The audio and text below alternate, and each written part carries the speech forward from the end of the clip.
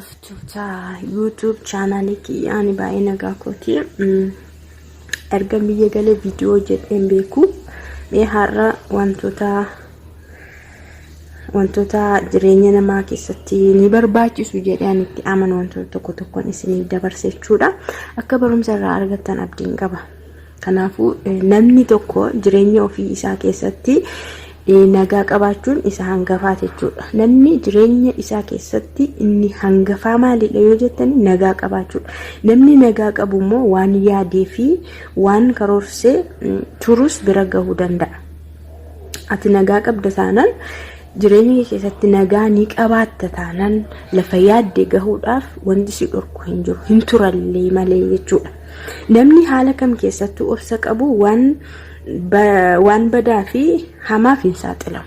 Namni tokko obsanii qaba yoo ta'e wanta badaadhaaf hin saaxilamu, wanta hamaadhaafis hin saaxilamu. Yeroo baay'ee ijoolleen keenya biyyoota Arabaa irratti kan isaan of miidhan, of darbatan, of ajjeesan maal dhabaniitu obsa dhabaniitu jechuudha. Obsa namni qabu tokko immoo jireenya isaa keessatti wanta kamillee irra darbuu ni danda'a jechuudha. Bira darbus irra darbus ni danda'a. Namni bakka ka'umsa isaa dagatu bakka ga'e sanatti seeraan hin fayyadamu. Namni bakka ka'e fakkeenyaaf ani bakkan ka'e wayii tokko jira. Iddoon ka'umsa koo duratti iddoon dhufe wayii sana yoo nan dagadha ta'e san irra gahe sanarratti illee seeraan hin fayyadamu jechuudha.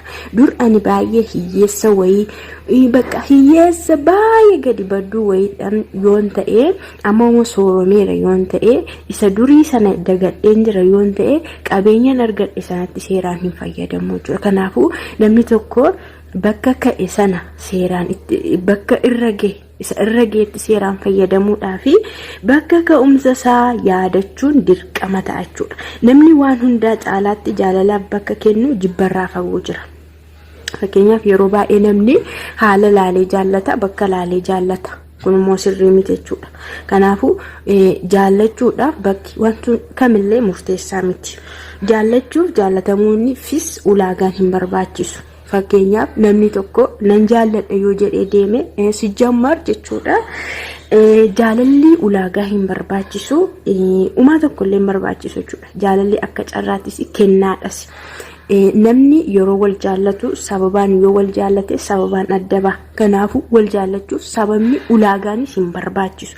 Namni akkasumaan wal jaallachuu qaba jechuudha. Akkasumaan waan jaallatamneef.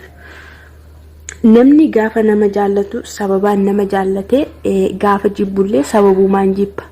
Yoo fakkeenyaa fi qabeenya ishii ilaalee qabeenya isaa ilaalettee jaallatte taate qabeenyichi gaafa badu isheenis asin taa'u hin rakkadhu jetteetu hin jibbiti. Yoo miidhaginaan sababa miidhagina sababeeffatee nama jaallate yookaan jaallatte ulaagaa garaagaraa